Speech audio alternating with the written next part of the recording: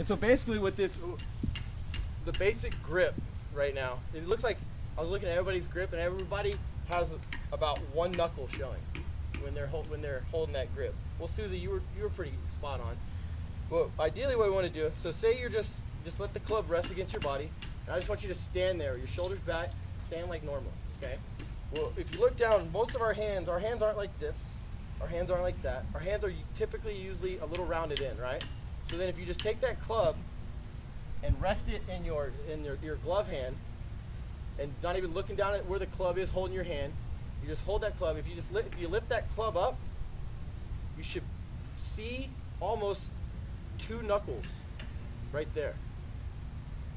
So yeah, you're good. You can probably, yeah, two knuckles, two knuckles, two knuckles. See that right there?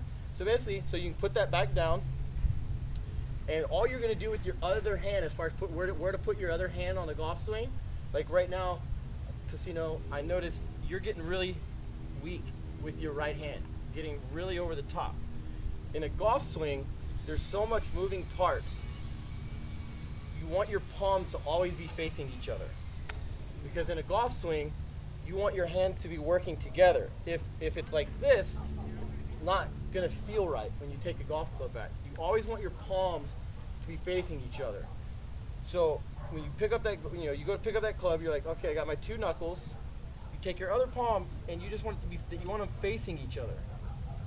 You don't want it to be over here on top. You don't want it to be really far under. You want them to be facing each other evenly.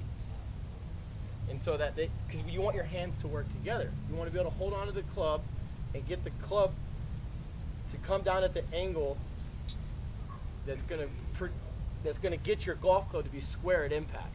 And that's the ultimate key, is having your golf, making contact with that golf ball square.